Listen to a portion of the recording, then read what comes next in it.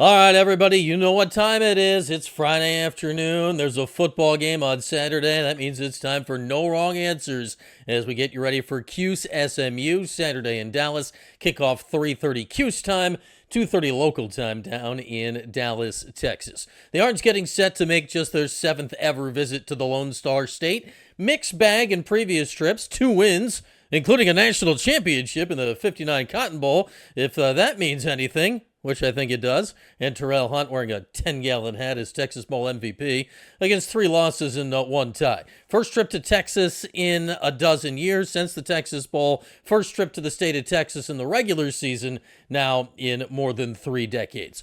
What do we know about this game? Syracuse is coming in off getting their butt absolutely whooped. Ricky Collins' first career start, a nightmare last week in the Dome against Duke. 38-3 was the final. SMU last week? Nothing. Bye week. Week before, TCU. That defense gave up a lot of points. The college football playoff team from a year ago returned a lot, but so returns to start the season. The Mustangs are 2-2, though still have their veteran starting quarterback in Kevin Jennings. We'll get to him in a moment. So no wrong answers. What went wrong last week? Well, Collins' first career start. You know who didn't get the ball enough? Number 6. Why? You know everything's bigger in Texas? Yasin Willis is bigger everywhere. Give that man the rock. No wrong answers. In Dallas, 20 carries for Yasin, north of 100 yards, and not 1 but 2 trips to the end zone for Willis in the ball game.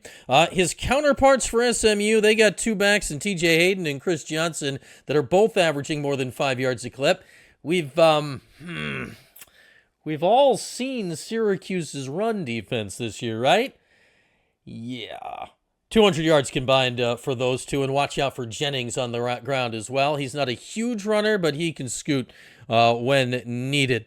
In the air in the game, homecoming sort of for Jonte Cook, transferred to Syracuse from the University of Texas, has been playing his best ball the last couple weeks. I say just like Yasin, not as large of a guy, smaller, faster, north of 100 yards. He was clearly the primary receiving look for Ricky Collins in his first career start last week. And now, let's go to the quarterbacks. Kevin Jennings, a returning college football playoff starter. Ricky Collins, who's returning for his second career start this week. You know, you look at it from the outside like that, it looks like a total mismatch. What is it on actual paper, though? How will it translate to the field? Well, Jennings so far this year has thrown 5 interceptions in 4 games. Not great. He did throw more than you think last year for a guy in the playoffs. He threw 11, but the rate this year is very high. As we know, last week, Collins threw an interception, inexplicable still to this moment, early in the game for Syracuse.